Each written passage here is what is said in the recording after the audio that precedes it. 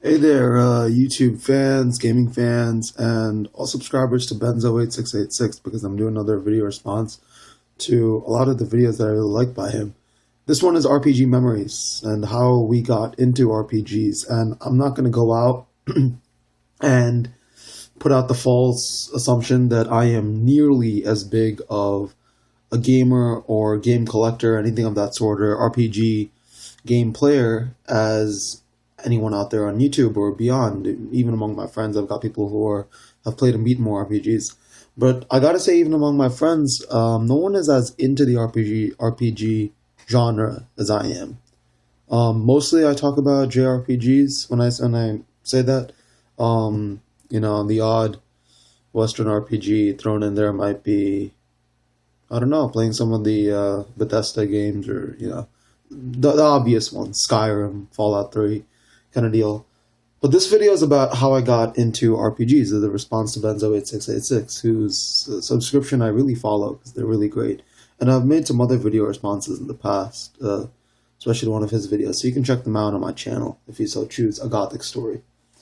I don't want to make this video too long, as, not because I don't like the longer videos, but because I have to be at Rutgers in like less than half an hour. So let's go. It's a very simple answer as to how I got into RPGs, my biggest RPG memories, and why I love the genre so much.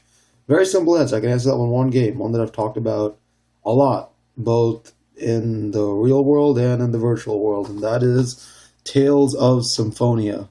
My God, to this day, I know that this is not the greatest game ever made, but to me it is the greatest game ever made. It is my favorite game on the GameCube. It is my favorite RPG of all time.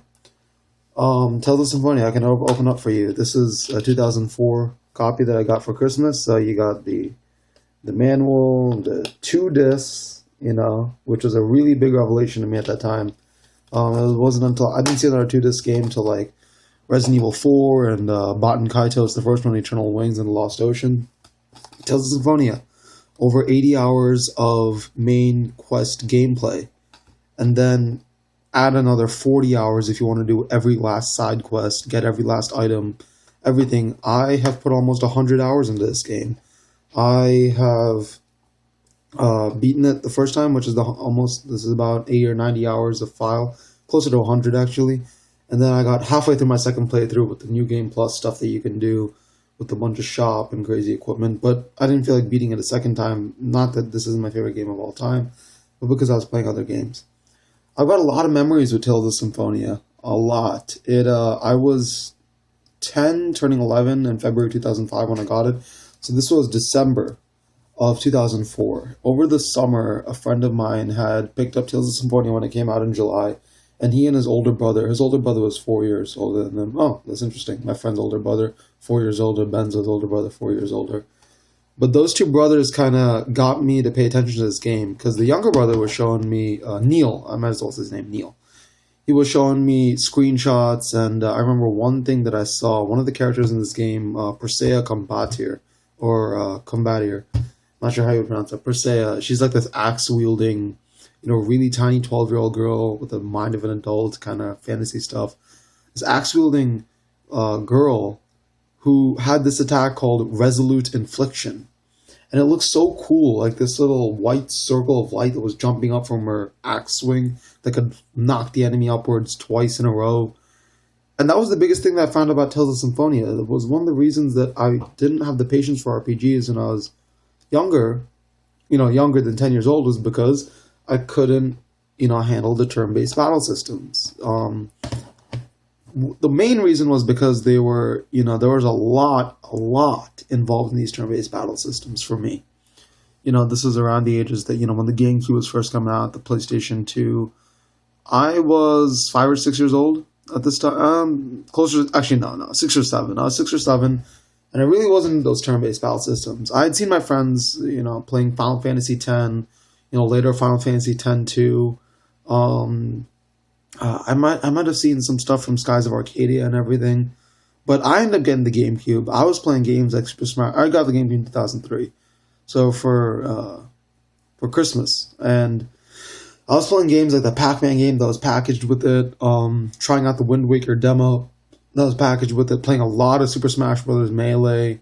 What was I playing? All sorts of stuff, really. I played games on PlayStation 2 at my friend's house, too. I played Time Splitters 2, um, Soul Calibur 2, some of the Mega Man games are on the GameCube. It was just kind of testing the waters as to what I liked in my video game, and not really thinking much about it, because my whole thing was, oh, video games, I like them. They're fun. They're crazy. They're cool. They're like a virtual fantasy world. It's cool. I like them. I never really beat that many video games, if any, because I really wasn't that kind of a gamer until Tales of Symphonia. That's a really interesting statement for me, because Tales of Symphonia was also one of the harder games and most importantly, longer games that I'd ever played. It took me 78 hours across both discs to complete it on my first playthrough. Um, there was at one point at the 50-hour mark, I believe 50 or 60-hour mark, where any Tales of Symphonia fans, I'll just put this out there, I'll just explain a little bit. It was at the Exile Human Ranch or something. Basically, when you're in this world called Silverant, there are two worlds, Silverant and Teteala. I was back in the world of Silverant, on the second disc, running around with close to level 40 characters. So I'd put some hours into this game, definitely. And I got one emphasis on this game was puzzles. When you go into a dungeon, there were puzzles galore. I mean, like, really, like, I'm talking some of the dungeons here, like Legend of Zelda like puzzles. Obviously, it's not like that because literally, because you'd have an overhead camera and it's very much JRPG. Not like, the environmental puzzles of, say, Legend of Zelda and Metroid Prime, but very similar in terms of complexity, depth, and time spent on completing these puzzles. There was this one time-based puzzle where you'd basically be going from, this electric cart on a motor running on these electric railways, and you have to time your button presses just right to go higher and higher and higher tiers on this staircase, basically. And the electric cart would take you up there. But it sounds simple enough to me now that I'm saying it, but at the time, what I found was that if you didn't get your button presses exactly right, you'd be completely lost. If you didn't use a trial and error process, you would be completely lost because you didn't know which level would take you up higher and higher. One wrong move and you could be going right back to the bottom. I will admit this straight out. I beat this game between the ages of 10 and 12. It wasn't until 2006 or 2007. I think it's summer of 2006 that I finally beat this game. It took me months. And I've gotten better at video games, obviously, with age, when I went back and played Legend of Zelda Twilight Princess and Skyward Sword, I was told that, back in the day that, these games have some hard puzzles. You want to stay away from them. You're not too good at puzzles. I ended up beating them straight out. I didn't really need much guidance. It took me a while, but I could beat them, with no real hassle. Tales of Symphonia, I probably used in my first playthrough a walkthrough for about 60 to 65% of the game. Yes, I admit it. That's exactly what I did. At some points, I was just getting frustrated with a lot of the trickier puzzles and the huge open world where most of the time, until you got these kind of machine airships kind of things called Riards, where you could ride around in the air and fast travel between locations, pretty quickly, you'd be walking on foot. Now, one world is big enough to explore on foot. Now you got two. There are two worlds, Silverant and Teteala. Very difficult for me. In any case, Tales of Symphonia is a very special game and holds a very special place in my heart. I really love this game. I love beyond just that, everything. I think the one thing that got me into it was that it wasn't turn-based. The battle system felt like a fighting game, but at the same time, it wasn't. It was like the best of a real-time battle system where you could, mash together and combo up weak attacks and then use combination moves with like special attacks, and then your whole party could join together on a unison attack, and you get these crazy combos, and it was all in real time. So it felt very much like a fighting game, but there was so much strategy involved in this linear motion battle system, which is albeit a little outdated for 2004 now, because you got other games like Tales of the Abyss, and I'm sure Tales of Vesperia and Gracie's F and everything have improved upon. I know Tales of the Abyss, as much as I played this, they introduced free run and FOF changes and phonons and various different special moves that you could use. But Tales of Symphonia was a very cool real-time advanced battle system, I feel, for its time. You had your items and armor and equipment and weapons would really adjust the way you played the game. You'd have to kind of locate every stat change. you'd have to go into your menu halfway through the game and basically, before you go into battle, you have to assign which special attacks and spells you'd want your healers and mages to use. Because if they use the wrong ones, you wouldn't do as much damage against your enemy. You have to decide, in the midst of battle, like if your party members are getting their asses kicked, you'd have to kind of set a command and be like, okay, I need you to use heal or revitalize or first aid on this, and this party members. Otherwise, they're going to die. You had to conserve items very well, because if you use one item, you'd have an item clock that would go down in item time. You'd take 5 seconds before you could use the next item, or more actually, for the bigger items.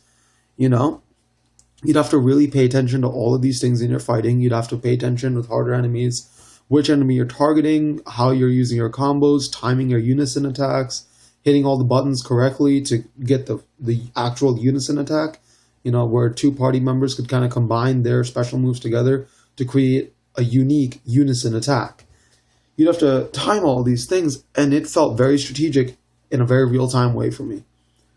Now, don't get me wrong. Now, to this day, I love RPGs, I've played a lot of RPGs. I've tried different ones, Got a few here. I don't have that many in my collection, but Rogue Galaxy is always a fun one. Well, this is also a real-time game, so maybe it's not the best example for why I love all kinds of RPGs.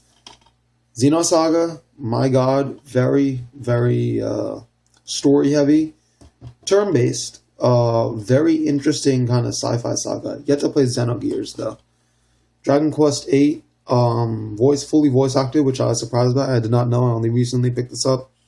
And turn-based battle system, but I enjoy it. So I've kind of matured in my love of RPGs, you could say, because, I enjoy the turn-based games.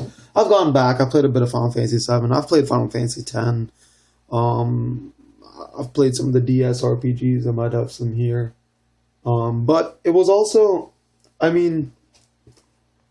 really, it came down from my love of RPGs to these games, these Tales games. Tales of Legendia, which I've been playing recently. Tales of the Abyss, which I got pretty soon after my 3DS because, I played it on PS2. It glitched up on me, as I've said before, and I wanted to take it on the go. But, yeah, it's the real-time battle system. Soon after Tales of Symphonia, I started playing Kingdom Hearts 1, which I don't have right now because I borrowed it from a friend.